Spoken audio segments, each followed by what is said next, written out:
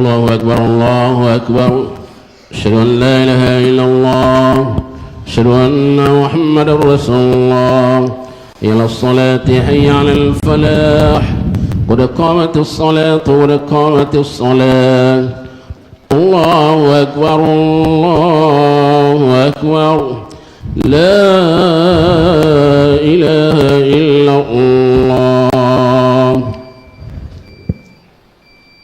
Stawu i'tadilu, shaf rapat diluruskan.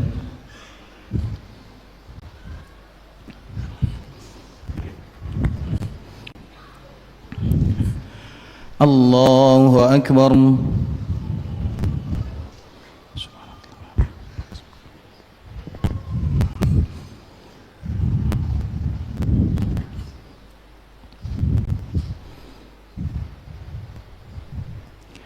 Bismillahirrahmanirrahim.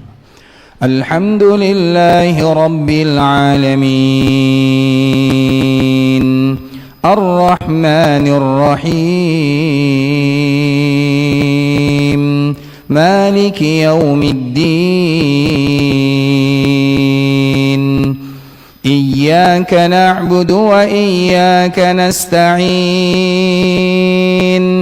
اهدنا الصراط المستقيم صراط الذين أنعمت عليهم غير المغضوب عليهم ولا الضالين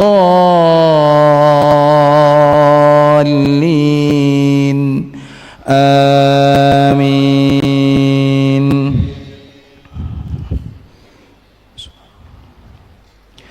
إن الله وملائكته يصلون على النبي يا أيها الذين آمنوا صلوا عليه يا أيها الذين آمنوا صلوا عليه وسلموا تسليما. إن الذين يؤذون الله ورسوله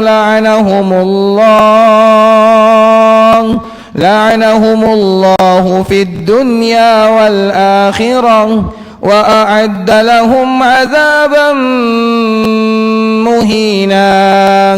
والذين يؤذون المؤمنين والمؤمنات بغير ما اكتسبوا فقد احتملوا بهتانا وإثما مبينا. يا أيها النبي قل لأزواجك وبناتك ونساء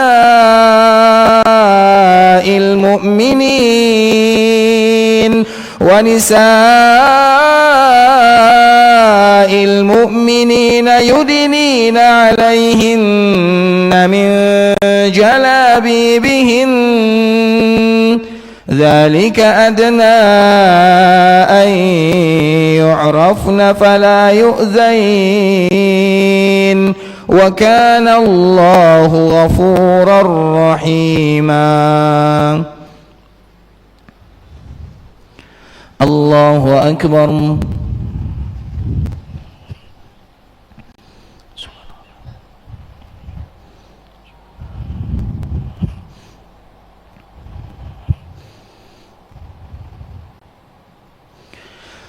سمع الله لمن حمده.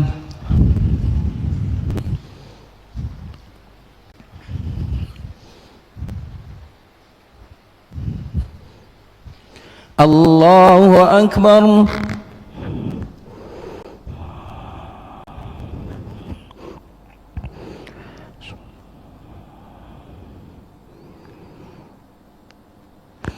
الله أكبر.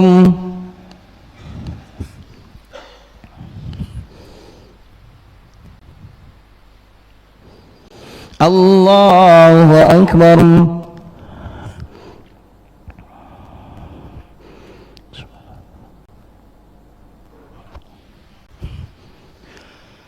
الله أكبر. بسم الله الرحمن الرحيم الحمد لله رب العالمين الرحمن الرحيم مالك يوم الدين إياك نعبد وإياك نستعين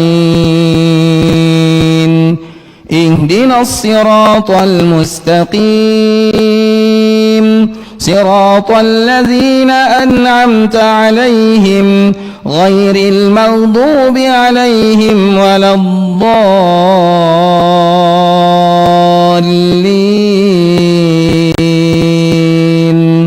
آمين.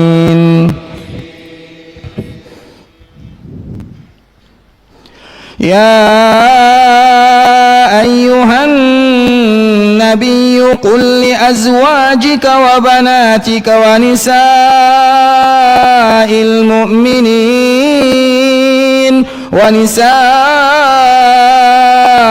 المؤمنين يدنين عليهن من جلابيبهن ذلك أدنى أن يعرفن فلا يؤذين وكان الله غفورا رحيما. لئن لم ينته المنافقون والذين في قلوبهم مرض والمرجفون في المدينة لنغرينك بهم ثم لا يجاورونك فيها إلا قليلا ملعونين أينما ثقفوا أخذوا وقتلوا تقتيلا سنة الله في الذين خلوا من قبل ولن تجد لسنة الله تبديلا. الله أكبر.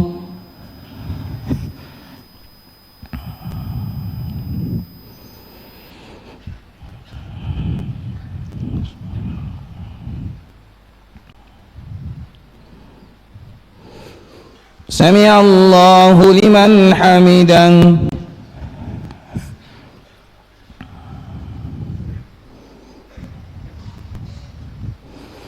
الله أكبر.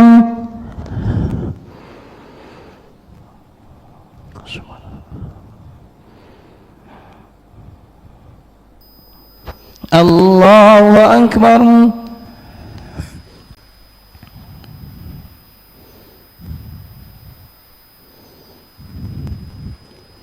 الله أكبر.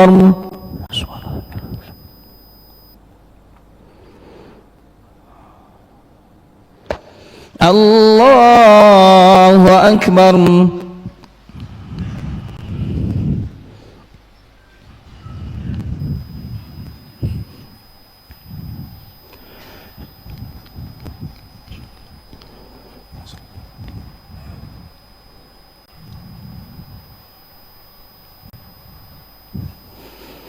الله أكبر.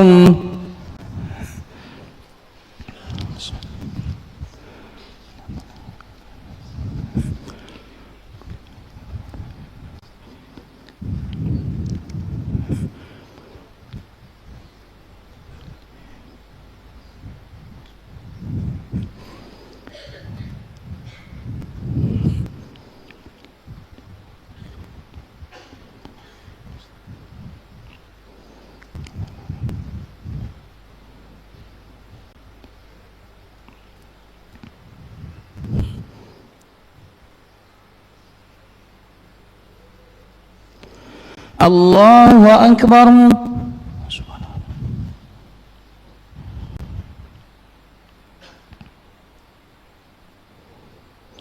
سمع الله لمن حمده.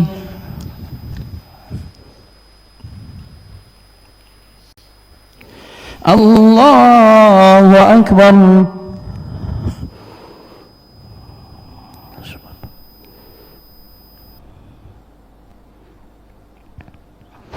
الله أكبر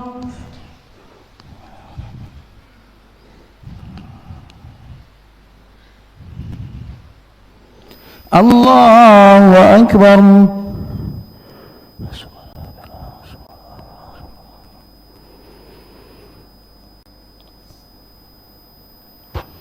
الله أكبر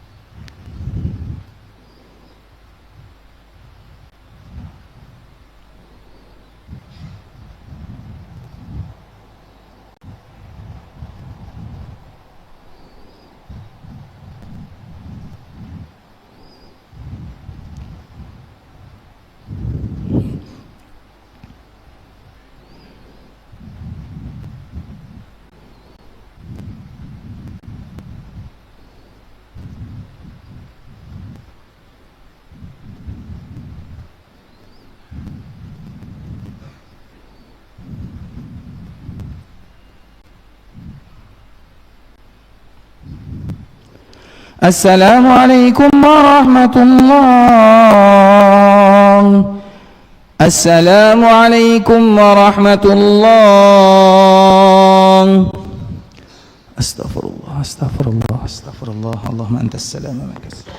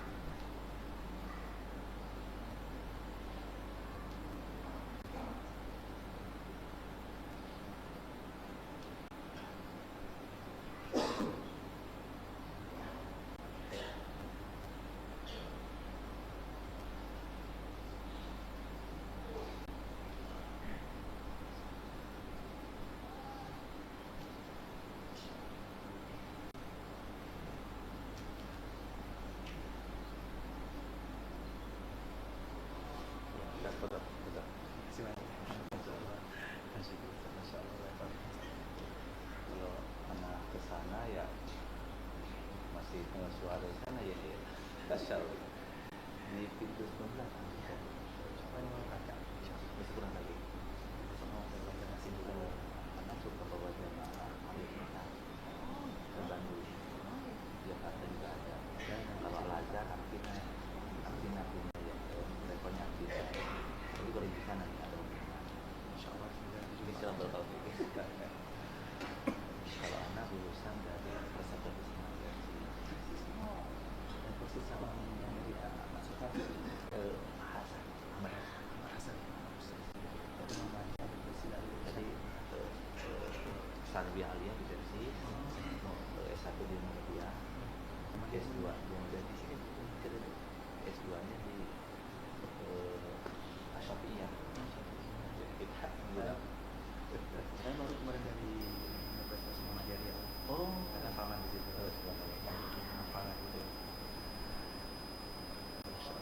Kita langsung aja di cek soalnya. Cek.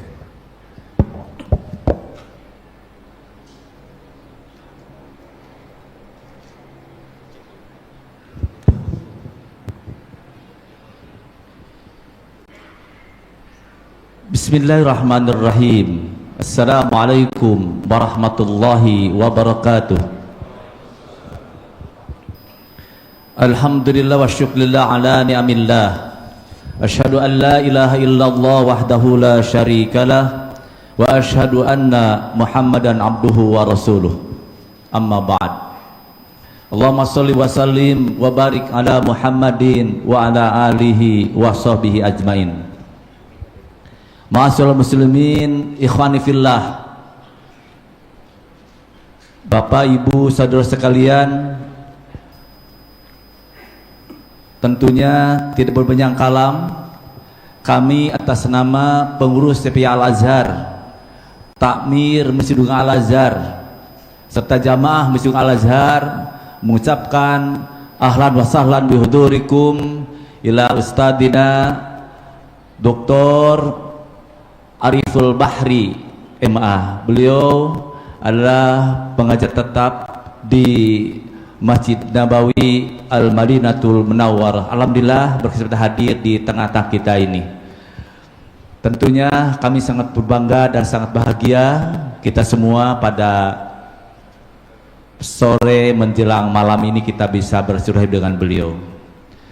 Untuk itu tidak berpanjang kalam karena waktu kita yang sedia agak singkat ini, Bapak Ibu sekalian, langsung saja kita dimintakan kepada beliau untuk berikan taujih kepada kita semua dengan tema hari sangat luar biasa adalah tahtal maudu istiqamah, jalan menuju husnul khatimah. Tentunya kita semua menginginkan di akhir perjalanan kita menjadi manusia-manusia atau orang-orang yang kembali kepada Allah dengan husnul khatimah. Untuk itu, falyafadhal ilai masykura ila ustadina Dr. Ariful Bahri ilal amam. Fadhal Ustaz. Udah.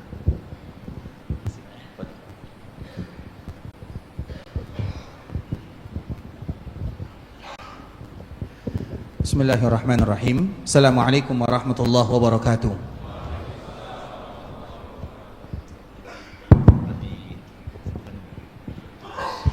Innal hamdalillah nahmaduhu wa nasta'inuhu wa nastaghfiruh wa na'udzu billahi min shururi anfusina wa min sayyiati a'malina may yahdihillahu fala mudilla lahu wa may yudlil fala hadiya lahu. Ashhadu an la ilaha illallah wahdahu la syarika lah wa ashhadu anna Muhammadan 'abduhu wa rasuluhu la nabiyya ba'da amma ba'd. Ya ayyuhalladzina amanu taqullaha haqqa tuqatih wa la tamutunna illa wa antum muslimun. يا أيها الناس اتقوا ربكم الذي خلقكم من نفس واحدة وخلق منها زوجها وبث منهما رجالا كثيرا ونساء واتقوا الله الذي تساءلون به والأرحام إن الله كان عليكم رقيبا يا أيها الذين آمنوا اتقوا الله وقولوا قولا سديدا يصلح لكم أعمالكم ويغفر لكم ذنوبكم ومن يطع الله ورسوله فقد فاز فوزا عظيما. Ikhwatal Islam, saudara kaum muslimin, kaum muslimat, ikhwani, akhawati, rahimani wa rahimakumullah. Alhamdulillah, kehadiran kita di masjid yang mulia ini merupakan di antara bentuk kita beribadah kepada Allah Subhanahu wa taala. Karena kita tidak akan sanggup beribadah kepada Allah Subhanahu wa taala 24 jam. Dan itu bukan yang diminta oleh Allah Subhanahu wa taala kepada hambanya. Karena Allah Subhanahu wa taala yang menciptakan kita sebagai manusia, dan Allah juga tahu di antara salah satu sifat manusia adalah dha'ifa. Mereka itu adalah hamba yang lemah. Mereka itu adalah hamba yang sulit beribadah kepada Allah kalau seandainya kehidupan mereka selalu beribadah kepada Allah. Oleh karena itulah sahabat Umar bin Khattab radhiyallahu taala anhu menyebutkan, "Ta'al nu'minu sa'ah." Wahai kawan-kawanku, wahai saudara-saudaraku, mari kita duduk sejenak untuk beriman kepada Allah Subhanahu wa taala. Apa makna daripada ungkapan yang disebutkan oleh sahabat Umar bin Khattab, nu'minu sa'ah? Artinya di antara salah satu yang harus kita lakukan adalah bagaimana menyempatkan waktu beribadah kepada Allah Subhanahu wa taala, dan tidak ada tempat yang paling mulia di dunia kecuali rumah Allah Subhanahu wa taala. Oleh karenanya dianjurkan bagi kita untuk tidak mengharamkan jiwa dan diri kita ini untuk datang ke rumah Allah Subhanahu wa taala, baik dalam rangka melaksanakan ibadah salat ataupun mendengarkan pengajian atau juga dengan ibadah-ibadah yang lainnya, dan itu adalah bentuk kita beriman kepada Allah Subhanahu wa taala. Kemudian salawat beriringkan salam semoga senantiasa tercurahkan buat junjungan alam Nabi kita yang mulia, uswah dan qudwah kita bersama, Muhammad bin Abdullah sallallahu alaihi wasallam. Dan di antara salah satu agar dosa kita mudah diampunkan oleh Allah Subhanahu wa taala, maka perbanyaklah mengucapkan salam dan salawat kepada Rasulullah sallallahu alaihi wasallam. Maka ada sebuah hadis yang dibawakan oleh sahabat Ubay bin Ka'ab radhiyallahu taala anhu yang dikeluarkan oleh Imam Ahmad dalam kitabnya Al-Musnad. Ini adalah kabar gembira bagi mereka yang memperbanyak mengucapkan salam dan salawat kepada Nabi. Maka sahabat ini mengatakan, "Ya Rasulullah, kalau sekiranya aku jadikan hari-hariku mengucapkan salam dan salawat kepadamu, apa yang akan aku dapatkan?" Maka Nabi sallallahu alaihi wasallam menjawab, "Idzan tukfahammuka wa tughfaru dzambuk." Minimal ada dua yang akan kita dapatkan. Yang pertama, Allah akan menyelesaikan masalah dalam kehidupan dunia. Yang kedua, Allah akan ampunkan dosa kita dan dimudahkan langkah kita masuk ke dalam surga. Dan itu adalah keutamaan yang paling mulia bagi mereka yang memperbanyak mengucapkan salam dan salawat kepada Rasulullah sallallahu alaihi wasallam. Oleh karenanya ikhwatul Islam, jangan pernah haramkan lisan kita untuk mengucapkan salawat kepada baginda Nabi yang mulia Muhammad bin Abdullah sallallahu alaihi wasallam. Mari kita berlatih, mari kita membiasakan diri untuk senantiasa mengucapkan sallallahu alaihi wasallam. Allahumma salli ala Muhammad wa ala ahli baitihi wa ala azwajihi wa dhurriyyatihi kama sallaita ala Ibrahim wa ala ali Ibrahim innaka Hamidum Majid. Allahumma barik ala Muhammad wa ala ahli baitihi wa ala azwajihi wa dhurriyyatihi kama barakta ala Ibrahim wa ala ali Ibrahim innaka Hamidum Majid. Ikhwatul Islam, saudara kaum muslimin, kaum muslimat, ikhwani akhwati rahimani wa rahimakumullah. Di awal pembahasan kita ingin menyampaikan sebuah riwayat yang dinukilkan oleh Imam Ibnu Katsir rahimahullahu taala di dalam kitabnya Al-Bidayah wan Nihayah, yang mana cerita ini merupakan di antara salah satu tanda bagaimana Allah Subhanahu wa taala memberikan kepada kita nikmat yang terindah, dan tidak akan kita jumpai nikmat yang paling indah kecuali nikmat beriman kepada Allah Subhanahu wa taala. Sehingga di antara salah satu kalimat yang tidak boleh dilupakan oleh kaum muslimin, Allahumma ahyina muslimin wa tawaffana muslimin wa alhiqna bis salihin ghaira khazaya wala maftunin. Ya Allah, hidupkan aku dalam keadaan Islam, wafatkan aku dalam keadaan Islam, kumpulkan aku bersama orang-orang yang saleh tanpa engkau hinakan dan tanpa engkau memberikan fitnah. Dan di antara fitnah yang paling berat dihadapi oleh seorang muslim adalah fitnah sakaratul maut. Karena di saat itulah syaitan akan datang. Syaitan tidak akan pernah membiarkan manusia begitu saja, tidak. Mulai dari kita lahir, syaitan sudah mengganggu. Dan di antara bukti syaitan mengganggu kita, setiap yang lahir pasti menangis. Satu-satunya yang tidak menangis adalah Nabi Isa alaihi salam. Dan kenapa kita semuanya menangis? Karena gangguan syaitan. Mulai dari kita lahir ke dunia, syaitan sudah ada di samping kita untuk menggoda, mengganggu, sampai kita dipanggil oleh Allah Subhanahu wa taala. Maka di antara salah satu fitnah yang paling berat dihadapi oleh kaum muslimin adalah akhir daripada kehidupan mereka sebelum mereka berjumpa dengan Allah Subhanahu wa taala. Maka tidak akan ada yang bisa menolong kita kecuali Allah Subhanahu wa taala. Syaitan kita tahu, syaitan itu lebih tua dari kita, lebih ahli dari kita, dan dia akan datang kepada kita dari kanan, dari kiri, dari depan, dari belakang, dari bawah, dari semua penjuru dia akan datang untuk menyesatkan anak Adam. Bagaimana kita selamat darinya? Salah satunya adalah kalimat Allahumma ahyina muslimin wa tawaffana muslimin wa alhiqna bis salihin ghaira khazaya wala maftunin. Ya Allah, hidupkan kami dalam keadaan Islam, wafatkan kami dalam keadaan Islam, kumpulkan kami bersama orang-orang saleh, ghaira khazaya, tanpa engkau menghinakan kami, wala maftunin, dan jauhkan kami dari semua fitnah yang melanda. Dan di antara salah satu fitnah yang paling berat adalah fitnah ketika malaikat maut datang mencabut nyawa. Maka di saat itu pula lah syaitan akan berusaha menggoda dan mengganggu anak Adam sehingga mereka terluput dari kalimat-kalimat yang diridai oleh Allah Subhanahu wa taala. Kita sebutkan salah satu contohnya riwayat yang tadi dibawakan oleh Imam Ibnu Katsir. Imam Ibnu Katsir dalam kitab Al-Bidayah wa Nihayah, sebuah kitab yang sangat indah yang menceritakan tentang alam dunia, mulai dari Allah menciptakan dunia sampai nanti hari kiamat, maka disebut dengan Al-Bidayah wa Nihayah, awal dan akhir, permulaan dan finish manusia di dunia. Salah satu riwayat yang dia sebutkan, yang beliau sebutkan adalah kisah yang terjadi kurang lebih pada tahun atau abad ke-3 Hijriah atau abad ke-3 Hijriah. Kemudian ikhwatul Islam, ada salah seorang yang ahli ibadah dan dia termasuk orang yang berjihad di jalan Allah Subhanahu wa taala. Dan kebetulan pada waktu itu mereka berjihad dan musuhnya adalah orang-orang Romawi. Berjuang di jalan Allah, mereka meninggalkan keluarganya, mereka meninggalkan segala-galanya, dan mereka melakukan ibadah yang paling mulia. Karena jihad itu adalah ibadah yang disebutkan oleh Nabi zirwatul islami wa sanami, puncak daripada agama Islam, karena tidak semua orang yang sanggup untuk melakukannya. Kemudian dikala sedang berjihad di jalan Allah Subhanahu wa taala, tiba-tiba ada salah seorang yang dia Masya Allah hafal Quran, rajin berpuasa, melaksanakan ibadah salat.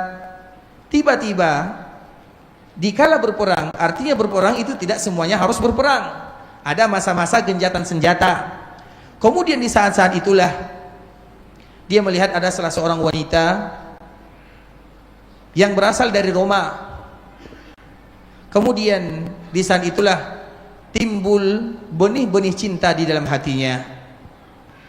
Dia tidak tahan, maka dia datang menulis surat, wahai fulana, aku cinta kepadamu. Dan itu adalah sifat laki-laki sejati. Kalau dia ingin sayang kepada seseorang, maka sebutkan secara terus terang dari jalan-jalan yang diridhai oleh Allah Subhanahu wa taala. Tapi ini masalahnya dikala dia mengatakan aku cinta kepadamu, maka suratnya dibalas, kita tidak akan pernah atau engkau tidak akan pernah mendapatkan cintaku karena kita beda agama. Karena orang Romawi yang tadi musuh kaum muslimin adalah orang-orang beragama Nasara. Kemudian di saat itulah apa yang terjadi? Kira-kira untuk menikah dengan dirimu apa yang harus aku lakukan? Maka di saat itulah wanita ini mengatakan, kita tidak akan pernah bersama sampai engkau pindah agama. Maka di saat itulah benih-benih cinta sudah masuk ke dalam hatinya. Syaitan sudah menggoda dirinya. Pada akhirnya dia memutuskan untuk pergi kepada wanita tersebut. Kemudian dia meninggalkan sahabat-sahabatnya dan dia pun meninggalkan agama Islam untuk selama-lamanya, hanya demi menikah dengan wanita tersebut. Kemudian dikala dia pergi ikhwatul Islam, apa yang terjadi? Maka sahabatnya mereka bertanya, wahai fulan, kemana kamu akan pergi? Maka orang ini mengatakan, aku ingin menikah dengan wanita tersebut. Hatiku tidak lagi bisa terbendung. Aku cinta kepadanya. Dan di antara salah satu syaratnya, aku harus meninggalkan agama. Maka dia tinggalkan Islam demi mendapatkan cinta seorang wanita yang beragama Nasara. Kemudian sahabatnya kembali bertanya, aina salatuk, aina Qur'anuk, aina siyamuk? Wahai fulan, mana salatmu? Mana puasamu? Mana Quran yang selalu kamu baca? Maka dia pun mengatakan, salatku aku sudah mulai lupa. Puasaku aku juga tidak ingat. Dan Al-Quran yang selalu dia baca siang dan malam, aku hilang semuanya kecuali satu ayat. Apa ayat tersebut yang dia tidak lupa? Allah Subhanahu wa taala menyebutkan, rubama yawaddu alladhina kafaru law kanu muslimin.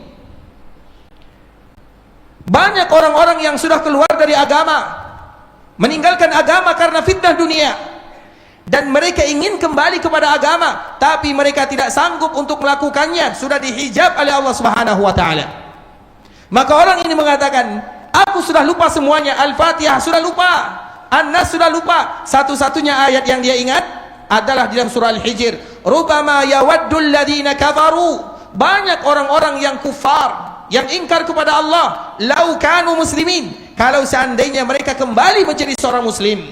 Tapi itu tidak lagi terjadi. Kenapa demikian? Karena fitnah sudah melanda dirinya. Artinya ikhwatul Islam, orang yang sedang berjihad saja, kalau fitnah datang, maka bisa menyebabkan dia keluar dari agama. Bagaimana kalau dengan kita yang ibadahnya pas-pasan, Qur'annya pas-pasan, sedekahnya pas-pasan, ibadahnya pas-pasan? Dari situlah kita tahu bahwa dikala kita berada di dalam agama, itu semuanya ada pertolongan dari Allah Subhanahu wa taala. Ketika kita berada di dalam agama Islam, maka manfaatkan dengan baik. Dan di antara salah satunya, manfaatkan dengan beribadah kepada Allah Subhanahu wa taala. Kita diciptakan oleh Allah bukan untuk dunia. Kita diciptakan oleh Allah Subhanahu wa taala untuk beribadah kepadanya. Setiap ayat yang menceritakan dan memerintahkan beribadah, pasti ujung-ujungnya adalah masalah rezeki dan masalah dunia. Seolah-olah tahu, seolah-olah Allah mengetahui, di antara salah satu yang membuat kita lalai daripada beribadah kepada Allah adalah karena dunia. Makanya di antara salah satu doa yang diajarkan oleh Nabi, Allahumma la taj'alid dunya akbar hammina. Ya Allah, jangan jadikan dunia tujuan utama kami. Mengapa demikian? Karena kalau seandainya dunia adalah tujuan utama, maka di saat itulah kita mulai dan mudah melenceng dari agama Allah Subhanahu wa taala. Makanya setiap kali Allah perintahkan, contoh misalnya ayat yang masyhur bagi kita bersama, Allah Subhanahu wa taala menyebutkan, wa ma khalaqtul jinna wal insa illa liya'budun. Semua kita hafal akan ayat ini. Tapi siapa di antara kita yang hafal ayat berikutnya? Apa sambungannya? Siapa yang hafal, angkat tangan. Silakan. Baca. Angkat suaranya. Wa ma khalaq, ulang dari awal, ma khalaqtul jinna wal insa illa liya'budun. Mungkin bisa diberikan barakallahu fiik.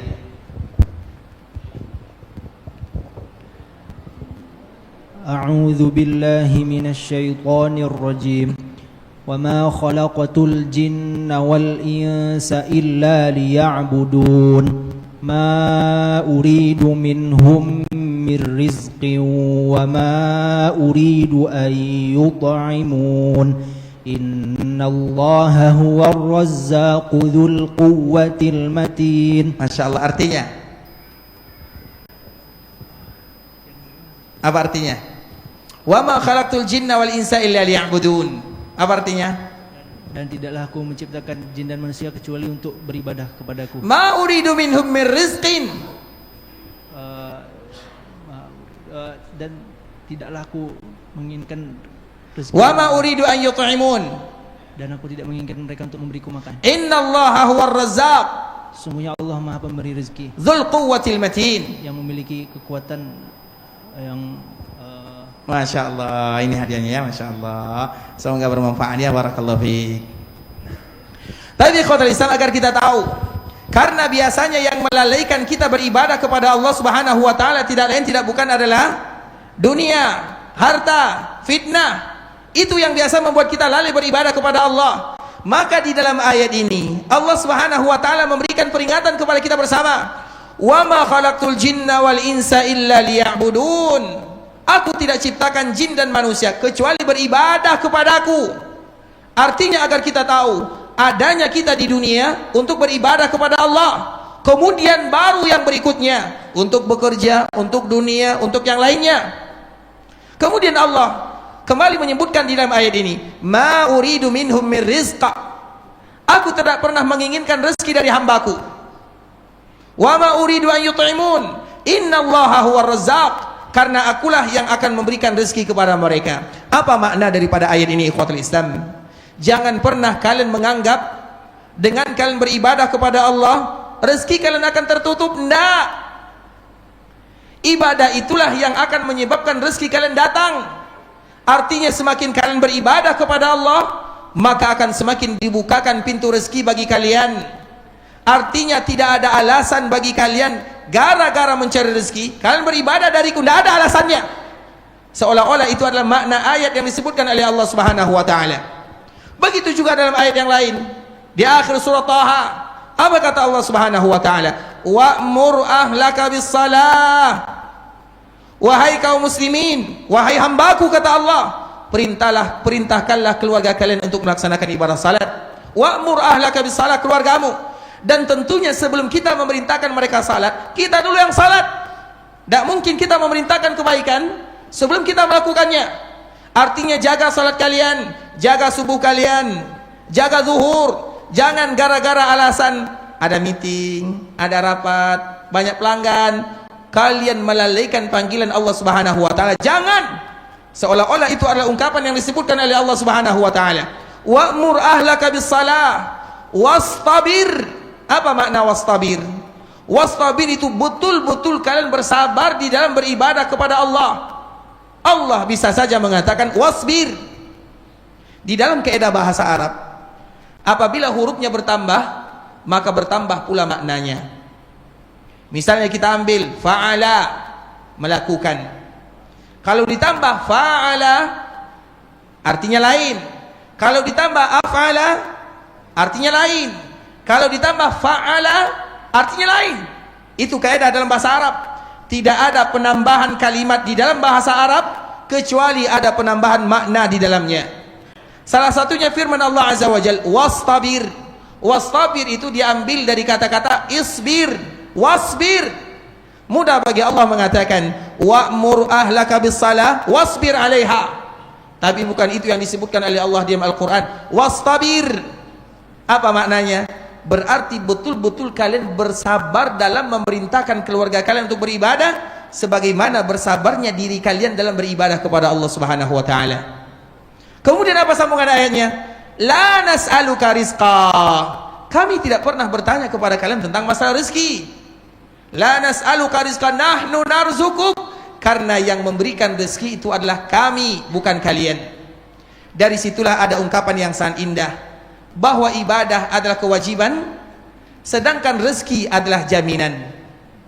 Maka jangan sampai kita lalai dari sesuatu yang kita sudah dijamin, kemudian kita melalaikan dari sesuatu yang diwajibkan bagi kita untuk melakukannya.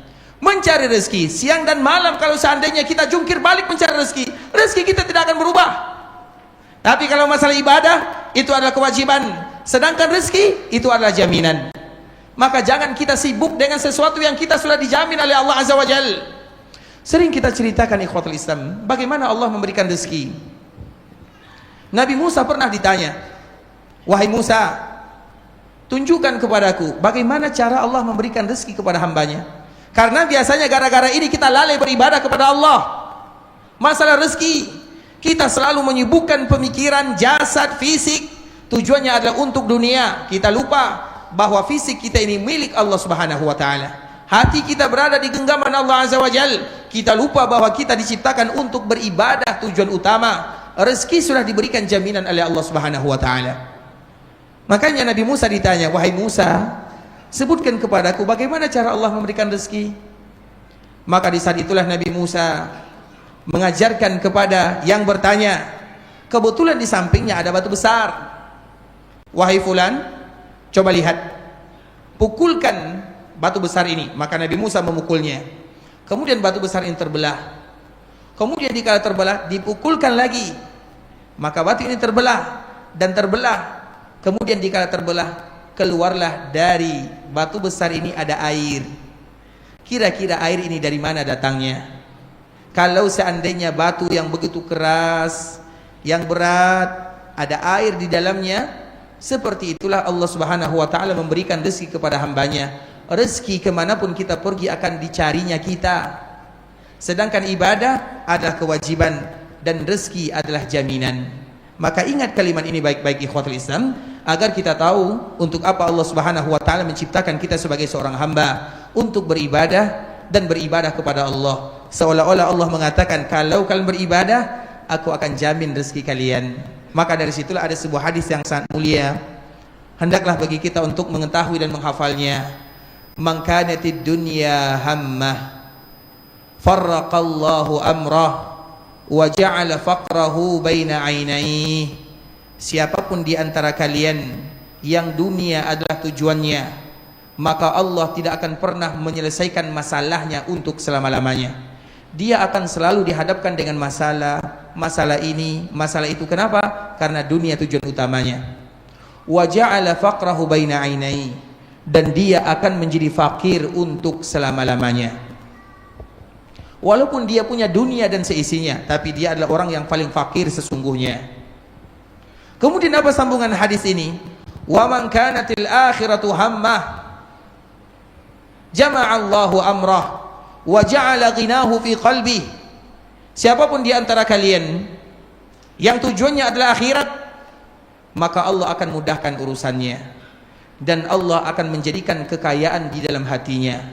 Itu adalah janji Allah Subhanahu wa taala dan janji Rasulullah sallallahu alaihi wasallam, agar kita tahu bahwa tujuan kita di dunia untuk beribadah kepada Allah Subhanahu wa taala. Maka dari situlah ikhwatul Islam, kita akan mengenal yang namanya istiqamah. Orang yang selalu beribadah kepada Allah itu adalah orang yang istiqamah, dan istiqamah itu bukan perkara yang mudah. Istiqamah itu adalah sesuatu yang sulit bagi kita untuk melakukannya. Kalaulah bukan pertolongan dari Allah, maka sulit bagi kita untuk beribadah kepada Allah Subhanahu wa taala. Maka di antara salah satu yang harus kita lakukan adalah berdoa, meminta agar kita senantiasa istiqamah dalam agama. Makanya ikhwatul Islam, banyak doa-doa yang diajarkan oleh Nabi sallallahu alaihi wasallam.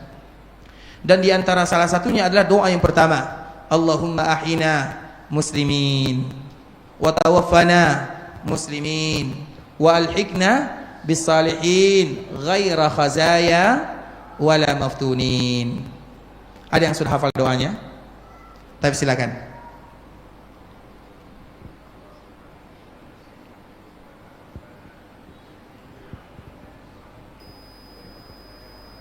Artinya,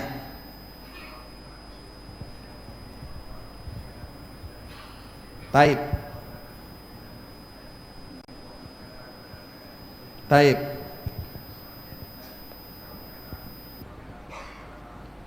taib.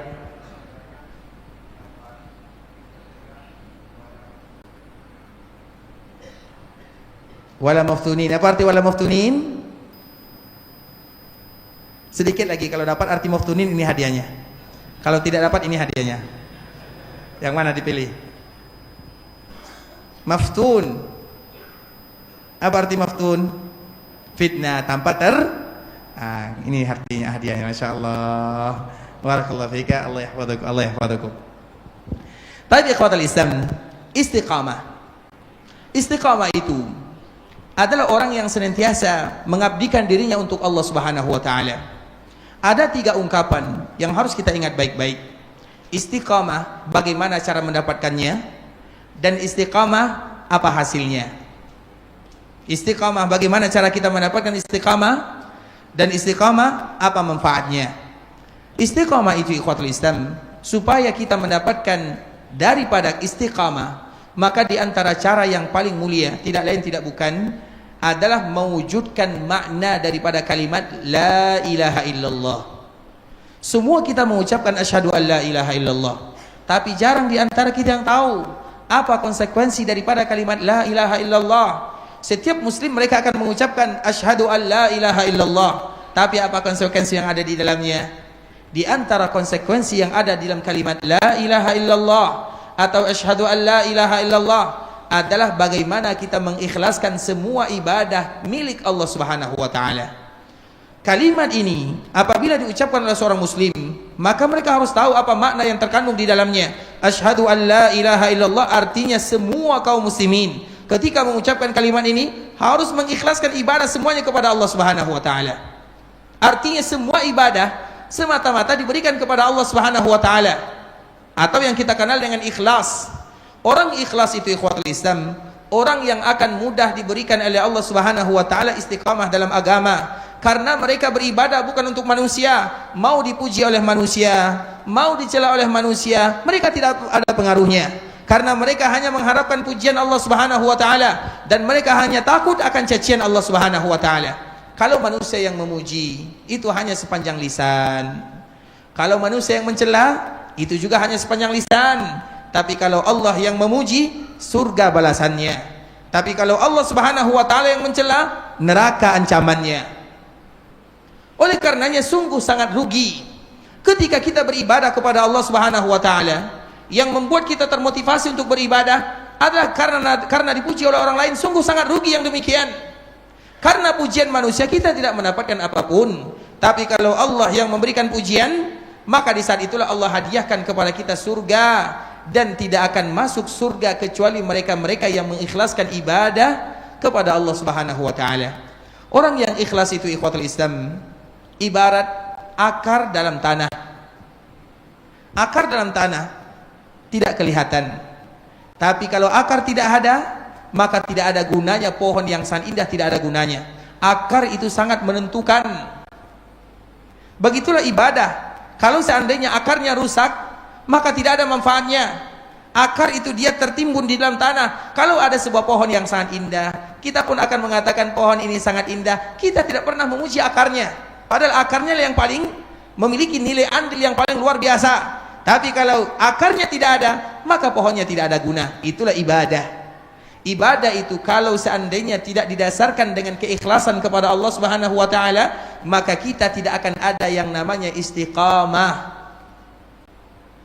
Ibadah dasarnya adalah melakukan keikhlasan kepada Allah Subhanahu wa taala.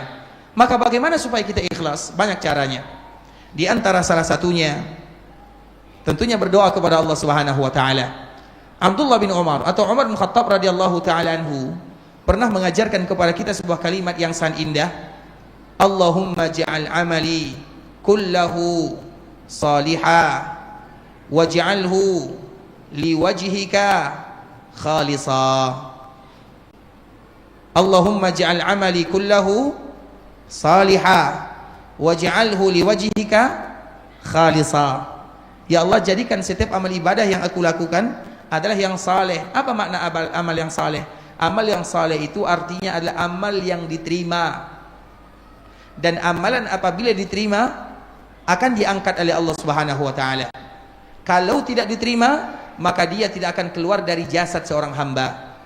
Dan di antara bentuk amal diterima, diangkat oleh Allah, dan nanti akan dikembalikan dikala seorang hamba menghadapi sakaratul maut. Disitulah baru akan kita melihat amalan-amalan yang kita lakukan, bukan sekarang. Makanya dikala kita melakukan ibadah salat, mana salat yang kita lakukan kita tidak lihat. Puasa yang kita kerjakan, mana puasanya kita tidak tahu. Kapan salat akan datang, kapan puasa akan kita lihat? Nanti ketika kita sedang menghadapi sakaratul maut, di mana syaitan menggoda kita, di mana syaitan mengganggu kita, maka di saat itulah datang salat dari kanan, datang puasa dari kiri, datang sedekah, perbuatan baik, berbakti kepada orang tua dari arah bawah. Maka di saat itulah ketika ibadah-ibadah yang selama ini kita lakukan datang, dia pun memberikan kabar gembira. Dikala dia memberikan kabar gembira, maka di saat itulah seorang muslim akan tersenyum. Dikala dia tersenyum, maka datanglah malaikat mencabut nyawanya dan dia wafat dalam keadaan bergembira berjumpa dengan Allah Subhanahu wa taala dengan amalan-amalan yang tadi dia kerjakan. Itu adalah bukti amalan kita diterima oleh Allah Subhanahu wa taala. Amalan sekarang kita tidak melihat. Makanya ibunda kita Aisyah radhiyallahu taala anha pernah menyebutkan, "Man ahabba liqa Allah, ahabba Allahu liqa'ah." Siapa yang suka bertemu dengan Allah, Allah pun akan senang bertemu dengan dirinya. "Wa man kariha liqa Allah, kariha Allahu liqa'ah."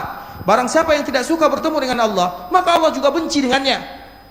Tentunya Aisyah dikala mendengarkan hadis ini, Aisyah bertanya kepada Nabi, "Ya Rasulullah, siapa di antara kita yang suka kematian? Siapa di antara kita yang siap mati di sini?" Pasti jawabannya tidak ada. Maka itulah makna dari pertanyaan ibunda kita Aisyah, "Ya Rasulullah, siapa ayyuna nuhibbul maut?" Siapa di antara kita yang suka kematian? Tidak ada di antara kita yang tidak suka atau yang suka. Artinya kalau kita tidak suka kematian, berarti kita tidak suka bertemu dengan Allah. Kalau Allah tidak suka, maka Allah akan benci. Kalau Allah benci, maka Allah akan siksa. Makanya Aisyah bertanya, "Ya Rasulullah, siapa di antara kita yang suka kematian?" Maka di saat itulah Nabi menjawab, "Bukan itu maksudnya wahai Aisyah. Tapi makna daripada hadis ini, seorang yang menghadapi sakarat, dan sakarat itu ikhwatul Islam adalah ketidaksadaran seorang hamba dikala menghadapi kematian, maka disebut dengan sakarat. Sakarat itu diambil dari kata-kata sakran. Sakran itu artinya tidak sadar. Dia tidak tahu apa yang dia ucapkan, tidak tahu apa yang dia lakukan. Maka Nabi SAW pernah menyebutkan kalimat ini, kalimat yang juga dibaca oleh Nabi dikala Nabi wafat. Apa kata Nabi? "La ilaha illallah, inna lil mauti sakarat." Tiada ilah yang berhak disembah kecuali Allah. Sesungguhnya setiap mereka yang wafat maka akan menghadapi yang namanya sakarat. Dan sakarat itu mudah bagi seorang mukmin, sulit bagi mereka yang ingkar kepada Allah Subhanahu wa taala. Karena sakarat itu adalah alam di mana kita tidak sadar. Makanya dikala ada orang yang akan meninggal, mereka tidak tahu siapa kita. Kalau kita talkinkan, maka kadang-kadang ada di antara mereka yang mengucapkan, ada yang tidak. Itu tergantung bagaimana amalannya. Maka di saat itulah datang ibadahnya, datang salat dari kanan, datang puasa dari kiri. Sehingga dikala ibadah salat datang, dia bahagia. Dikala puasa datang, dia bahagia. Dikala amal yang lainnya datang, dia bahagia. Dikala dia bahagia, maka datang malaikat mencabut nyawanya dari arah atas. Dan dikala dia bahagia, maka terkumpul rohnya di dadanya. Sehingga seorang mukmin wafat dan dicabut nyawanya oleh malaikat ibarat air yang dituangkan atau kita menuangkan air. Mudah sekali rohnya keluar. Kenapa demikian? Karena dia bahagia. Kenapa dia bahagia? Karena amalannya datang menjenguknya sebelum dia berjumpa dengan Allah Subhanahu wa taala. Dan sebaliknya, wa man kariha liqa Allah, kariha Allahu liqa'ah. Siapapun yang benci bertemu dengan Allah, Allah tidak suka kepadanya. Apa makna daripada hadis ini? Orang yang jarang membawa amalan, yang tujuannya bekerja siang dan malam untuk memperbanyak harta, memperbanyak ini, memperbanyak itu. Kita bukan berarti tidak boleh bekerja, kita dianjurkan bekerja, tapi itu bukan tujuan utama. Itu hanya sekedar wasilah mendekatkan diri kepada Allah Subhanahu wa taala. Para sahabat ikhwatul Islam banyak di antara mereka yang kaya. Dan kalau seandainya kita hitung kekayaan para sahabat, maka itu sulit bagi kita menghitungnya. Bahkan ada di antara mereka yang takut miskin, yang takut kaya. Kalau kita takut miskin atau takut kaya? Takut miskin. Kalau sahabat mereka takut kaya. Salah satunya adalah Abdurrahman. Di antara salah satu yang paling ditakuti oleh Abdurrahman adalah takut kaya. Tapi kaya tidak mau kecuali bersamanya. Itu sahabat Nabi. Karena sebagaimana tadi yang kita sebutkan, masalah rezeki itu jaminan, sedangkan ibadah adalah kewajiban. Jangan kita sibuk dengan sesuatu yang kita sudah dijamin, kita lalai dari kewajiban yang harus kita lakukan. Oleh karenanya ikhwatul Islam, orang yang benci bertemu dengan Allah, kenapa mereka benci?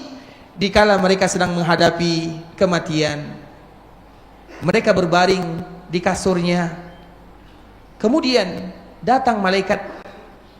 Dikala malaikat datang, maka ibadah yang dia lakukan tidak ada satupun yang memberikan kabar gembira kepadanya. Mana salatnya? Mana puasanya? Mana zakatnya? Mana sedekahnya? Mana baktinya kepada orang tua? Tidak ada yang datang. Sehingga dikala malaikat pencabut nyawa datang, ruhnya terpencar. Yang satu lari ke sana, yang satu lari ke sini, yang satu lari ke bawah, lari meninggalkan jasadnya, artinya lari, tidak mau dicabut.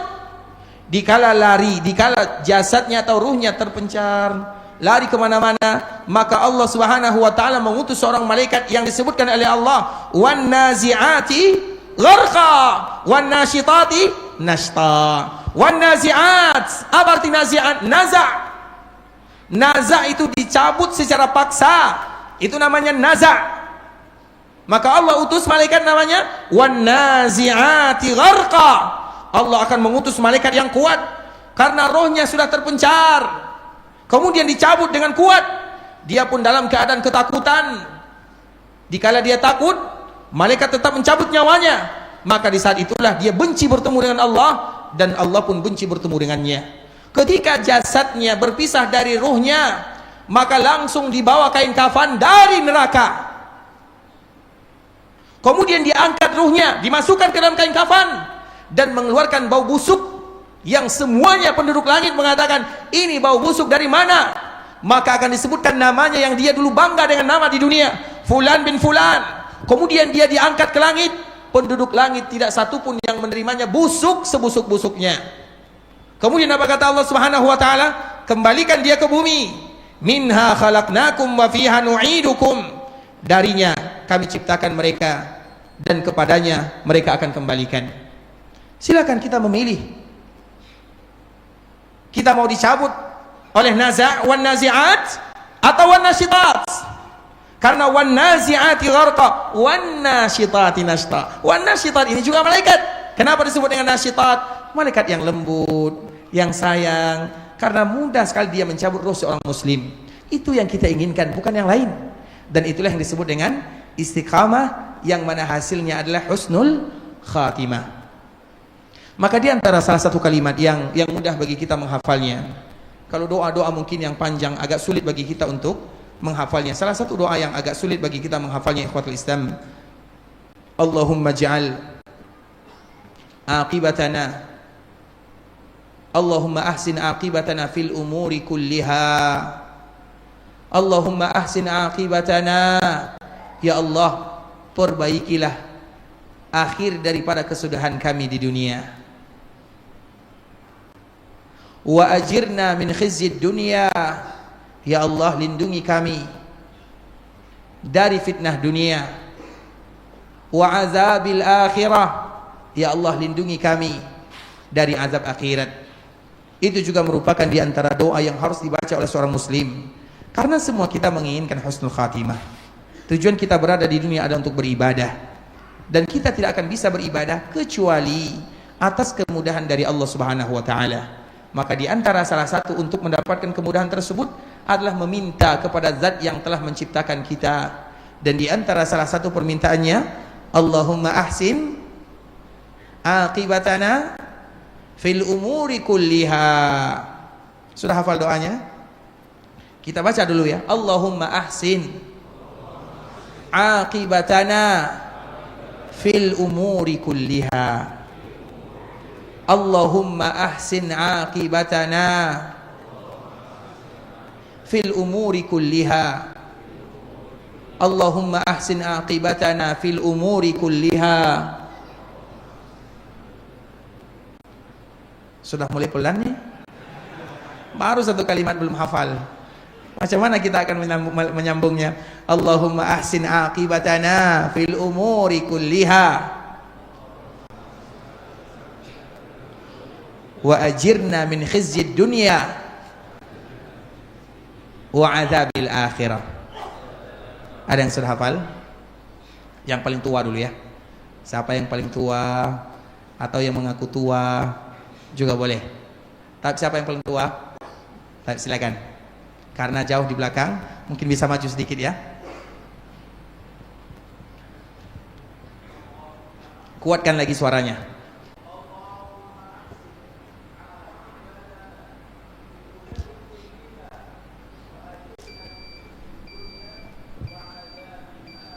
Artinya,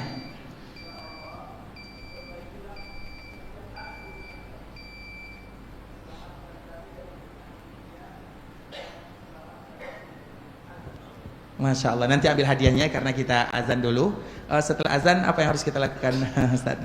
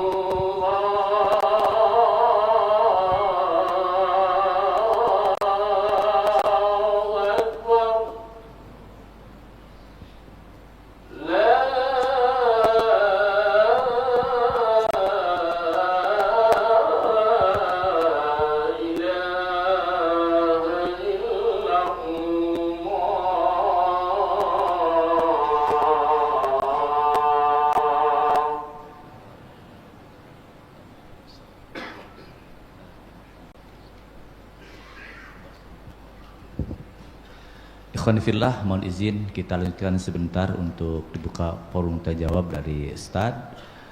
Satu penanya tentu mungkin dari ikhwan dan mungkin dari belakang dari akhwat juga ada yang bertanya.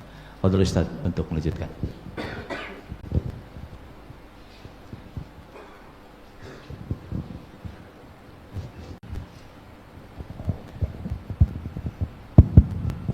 Afwan Ustaz, izin bertanya tentang makna ucapan istiqomah afdalu min alfil karomah. Afdalu min alfil karomah. Al-istiqomah afdalu min alfil karomah.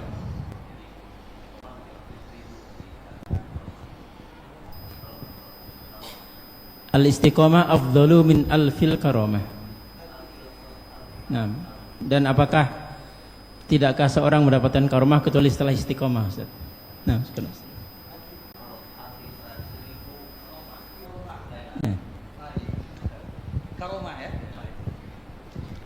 Tapi ikhwatul Islam, saudara kaum muslimin, kaum muslimat, ikhwani akhwati rahimani wa rahimakumullah. Di sana ada beberapa kalimat yang harus kita ketahui. Ada namanya taqwa, ada namanya istiqamah. Apa perbedaan antara taqwa dengan istiqamah? Kalau taqwa itu adalah sesuatu yang identik dengan hati. Kalau istiqamah adalah sesuatu yang identik dengan jasad dan badan. Itu antara takwa dengan istiqamah. Artinya ketakwaan. Setiap kali Nabi SAW bercerita tentang takwa, fa asyara biyadihi, maka Nabi akan selalu memberikan isyarat dengan tangannya menunjuk dadanya. Artinya takwa itu lebih kepada amalan hati, amalan qalbu. Sedangkan istiqamah itu adalah amalan yang jelas, amalan yang tampak. Sama dengan iman dengan Islam. Iman dengan Islam adalah dua kalimat yang apabila bersama mereka berpisah, apabila berpisah mereka bersama. Ini untuk akan kita sambung kepada pertanyaan ini. Maka ada kaidah yang disebutkan oleh para ulama, idza ijtama'a iftaraqa wa idza iftaraqa ijtama'.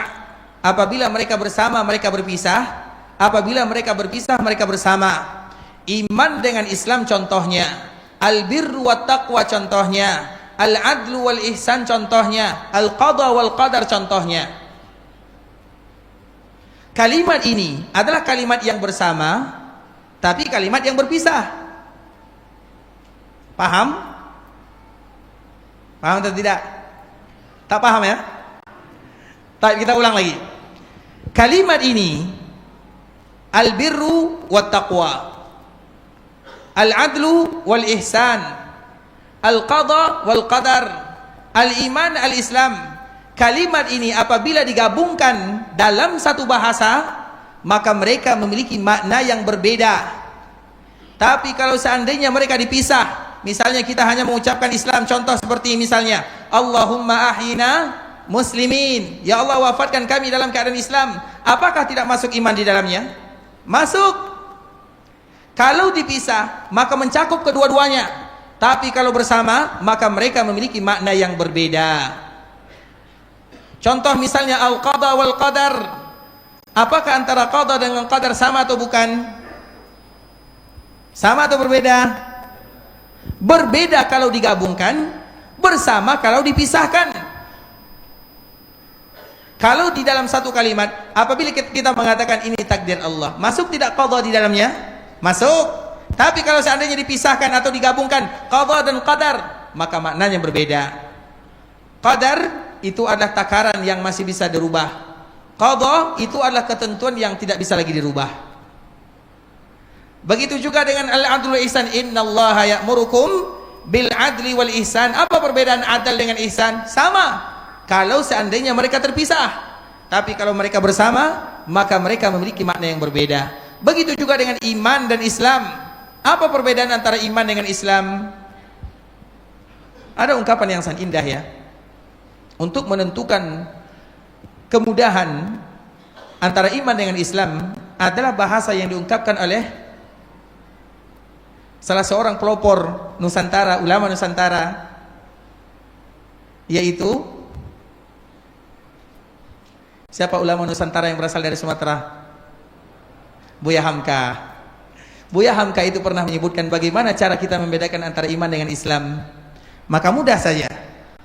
Kalau kalian ingin melihat salat, kalau ada orang yang salat Idul Fitri, maka itu adalah orang yang berislam. Tapi kalau ada orang yang salat subuh, maka itu adalah orang yang beriman. Kita ini beriman atau berislam? Kedua-duanya, alhamdulillah. Maka standarnya adalah salat subuh. Kalau orang salat Idul Fitri, itu adalah seorang muslim karena waktunya muda dan itu adalah hari raya. Tapi kalau orang yang beriman, maka tandanya salat subuh. Dan itu kembalikan kepada diri kita sendiri. Kita ini Islam atau muslim, atau kita ini mukmin atau iman. Baik. Begitu juga dengan istiqamah dan taqwa. Jadi takwa itu lebih kepada takwa dan istiqamah. Apabila digabungkan, maka memiliki makna yang berbeda. Apabila dipisahkan, apabila digabungkan memiliki makna yang berbeda, apabila terpisah maka memiliki makna yang sama. Dan di antara maknanya takwa lebih kepada amalan hati, sedangkan istiqamah lebih kepada amalan fisik. Nah, pertanyaannya,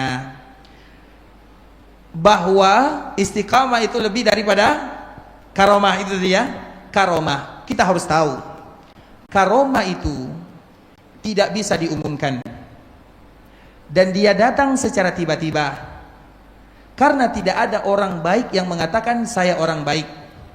Tidak ada orang saleh mengatakan saya orang saleh, kecuali namanya saleh, baru dia mengatakan saya saleh. Tidak ada seorang wali mengatakan saya adalah wali, kalau kecuali wali murid. Baru saya mengatakan saya wali murid, saya wali hakim, saya wali nikah, baru dia seorang wali.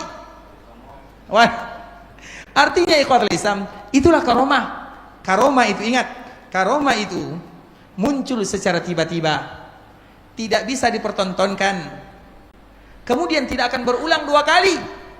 Itu adalah karomah. Karomah itu, makanya karomah yang paling mulia. Siapa yang memiliki karomah yang paling mulia? Siapa? Sahabat Nabi radhiyallahu taala anhum ajma'in. Kalau untuk Nabi bukan karomah, kalau untuk Nabi namanya adalah kalimat mukjizat. Tidak akan pernah kita temukan dalam Al-Quran ataupun dalam hadis. Tapi yang akan kita jumpai adalah ayat. Ayat untuk Nabi adalah ayat. Untuk orang-orang yang datang setelah Nabi adalah karamat. Dan apa arti karamat?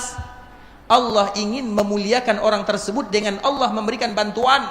Makanya kalimat karamah datang secara tiba-tiba, ditolong bagi mereka yang bertakwa, atau Allah hanya memberikan kepada mereka yang bertakwa. Makanya karamah ini, bagaimana kita tahu karamah itu adalah karamah atau itu bukan? Bagaimana cara kita tahu? Cara kita tahu ada tiga. Yang pertama, agar kita tahu apakah ini karomah atau bukan. Karena bisa jadi orang mengatakan, saya dapat karomah. Apa karomahnya? Saya bisa terbang ke langit. Contoh misalnya, siapa di antara kita yang bisa membantah saya bahwa saya sudah terbang ke langit 50 kali? Siapa yang bisa membantah? Tidak ada. Karena karomah itu bisa diceritakan dan bisa juga didongengkan. Iya atau tidak? Makanya kita lihat karomah itu apa tandanya, agar kita tahu itu bantuan dari Allah atau bantuan dari musuh Allah Subhanahu wa taala. Kita tidak tahu. Makanya ikhwatul Islam, Imam Al-Jaili selalu kita menyebutkan, ada salah seorang ulama yang bermadzhab Hambali, namanya adalah Abdul Qadir Al-Jaili, atau yang kita kenal dengan Al-Jailani. Namanya Abdul Qadir Al-Jaili. Dia adalah seorang ulama yang memiliki karomah yang sangat luar biasa. Tapi banyak juga karomah-karomah yang dinasabkan tapi tidak benar kepada dirinya. Salah satunya dia adalah seorang ulama. Kemudian dikala dia pergi ke padang Sahara, tiba-tiba datang kumpulan awan berwarna hitam mengeluarkan cahaya. Kemudian dia pun mengatakan, "Ya Abdul Qadir, ana rabbuk." Wahai Abdul Qadir, aku adalah Tuhanmu. Aku halalkan kepadamu yang haram dan aku haramkan kepadamu yang halal. Itulah istilahnya. Abdul Qadir ini merenung sejenak, kemudian melihat ke bawah.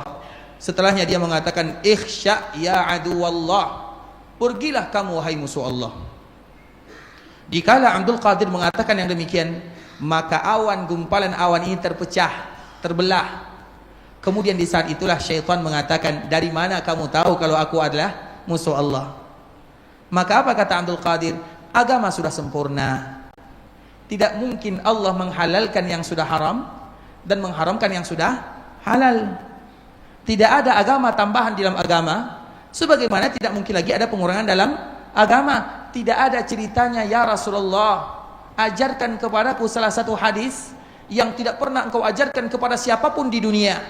Maka Nabi mengajarkan kepadanya, "Wahai fulan, katakan kepada orang-orang yang kamu kenal, siapapun yang minum kopi masuk surga." Contoh ya. Bisa atau tidak? Saya mengatakan contohnya. Nabi mengatakan kepada saya, siapapun yang minum kopi masuk surga. Siapa di antara kita yang bisa membantah? Siapa? Tidak ada yang berani. Karena ini sesuatu yang tidak bisa dideteksi.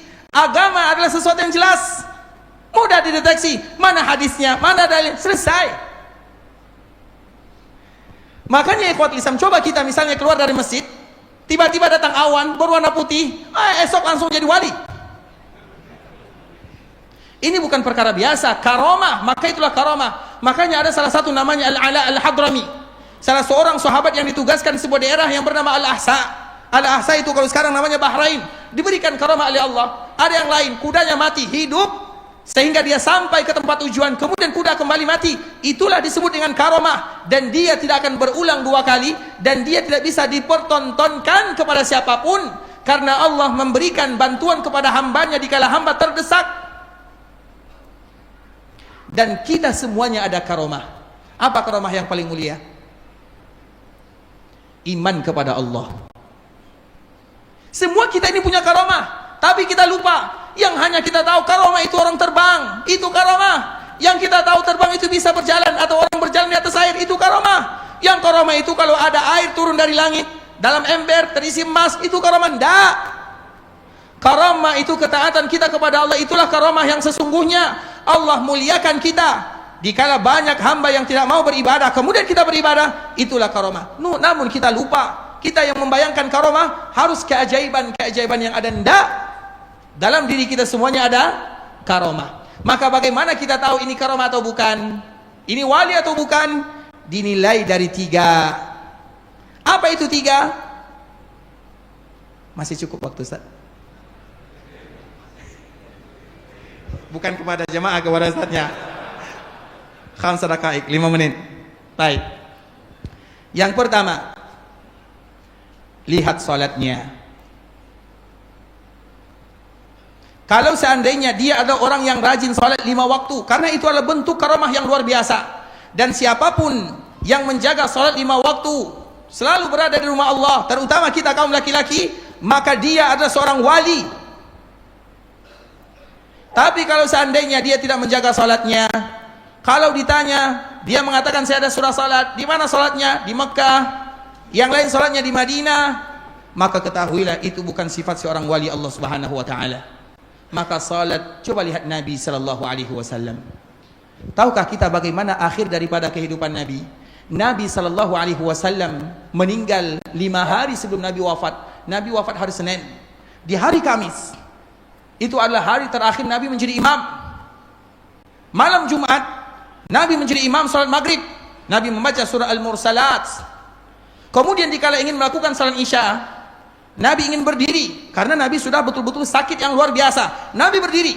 Ketika Nabi berdiri, Nabi pingsan dalam waktu yang lama. Kemudian dikala Nabi sadar, Nabi bertanya, "Asallan nas?" Apakah sahabatku mereka sudah melaksanakan ibadah salat? Maka para sahabat yang ada mengatakan, "Hum yantazirunaka ya Rasulullah." Ya Rasulullah, mereka sedang menunggumu. Tidak mungkin sahabat salat tanpa Nabi sallallahu alaihi wasallam. Kemudian Nabi meminta air, bejana yang ada air di dalamnya, dan membasuh mukanya. Ketika muka Nabi sallallahu alaihi wasallam dibasuh, ingin berdiri, Nabi kembali tidak sadar, pingsan dalam waktu yang lama. Kemudian Nabi kembali siuman, Nabi kembali sadar. Pertanyaannya masih sama, asallan nas?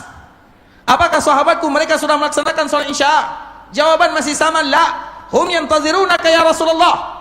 Mereka sedang menunggumu ya Rasulullah. Nabi kembali meminta bejana yang ada airnya, dibersihkan mukanya, ingin bangkit, namun kembali Nabi tidak sadarkan diri. Sudah 3 kali. Kemudian ikhwatul Islam, setelah Nabi kembali sadar, pertanyaannya masih sama, apakah mereka sudah salat atau belum? Coba bayangkan ikhwatul Islam, baru sadar, yang ditanya oleh Nabi adalah salat. Nabi, sahabat. Yang ketiga kali Nabi bertanya yang sama, jawaban masih sama. Yang keempat Nabi kembali tidak sadar. Kemudian Nabi kembali sadar. Setelah sadar, maka Nabi kembali bertanya, asallan nas? Apakah sahabatku sudah salat? Coba bayangkan bagaimana perhatian Nabi sallallahu alaihi wasallam terhadap salat, padahal dalam keadaan yang paling berat. Kemudian dikala Nabi merasa dirinya tidak mungkin lagi jadi imam, dan itu adalah kali terakhir Nabi jadi imam. Setelahnya Nabi tidak pernah lagi jadi imam untuk para sahabatnya. Di saat itulah Nabi mengatakan, mur Aba Bakrin falyusalli bin nas.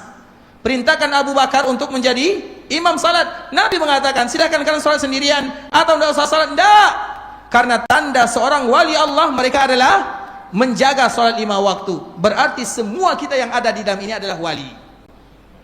Setuju atau tidak? Minimal wali nikah lah. Tapi itu tanda yang pertama. Tanda yang kedua, ikhwatul Islam, di antara tanda seorang wali, mereka senantiasa mengajak kepada sunnah Nabi sallallahu alaihi wasallam. Itu tanda wali. Seorang wali akan mengajak kita melaksanakan ibadah salat di dalam masjid. Seorang wali akan mengajak kita berpuasa. Seorang wali akan mengajak kita cinta kepada Allah. Itu tanda wali. Lihat bagaimana kehidupannya. Apakah dia senang dengan sunnah Nabi sallallahu alaihi wasallam atau tidak? Itu adalah tanda dan sifat wali. Karena bagaimana menjadi seorang wali kemudian mereka jauh dari Nabi? Bagaimana mungkin?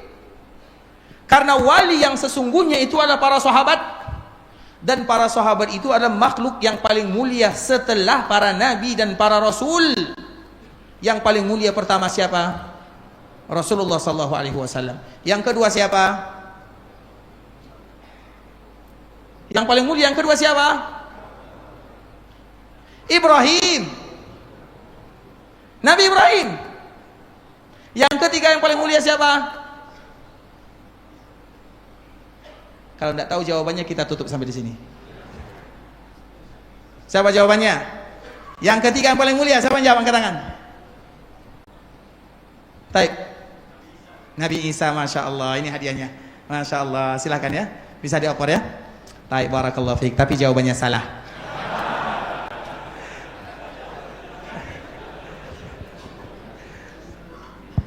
Siapa Nabi yang ketiga? Nabi Nuh, Masya Allah, kepada bapak kita ya. Jawabannya juga salah. Tinggal satu lagi. Yang tua ya. Nabi yang nggak ada lagi yang lain. Nabi Musa tinggal. Baik, Masya Allah, silakan. Masya Allah, sehat selalu Pak ya. Nabi Musa, apa dalilnya? Tentu itu pertanyaan berikutnya. Nabi Isa juga ulul azmi. Ada urutannya. Nabi Nuh. Marah nanti yang jawab Nabi Nuh. Marah juga yang jawab Nabi Isa. Bagaimana? Ini kayaknya tidak cukup 5 menit Pak ya. Tapi kalau Islam, kita sambung ya, karena waktu kita tidak memungkinkan lagi. Semoga pertemuan kita kali ini menyebabkan dosa-dosa kita diampunkan oleh Allah Subhanahu wa taala. Semoga kedatangan kita di rumah Allah membuat derajat kita mulia di sisi Allah Subhanahu wa taala, diberikan kemudahan, kelapangan, dan sebagaimana kita berkumpul di sini, semoga Allah pun kumpulkan kita di dalam surga bersama baginda Rasulullah sallallahu alaihi wasallam. Ikhwatul Islam, kita serahkan kepada Bapak Panitia, jazakumullahu khairan. Yang benar dari Allah, yang salah sudah pasti dari kami karena kurangnya ilmu kami, karena kebodohan, karena kejahilan, karena ketidaktahuan kami. Barakallahu fikum wa jazakumullahu khairan. Syukur kasih Ustadz atas pencerahannya kepada kita semua. Mohon maaf waktu kita terbatas karena setelah ini ada kajian juga untuk rutin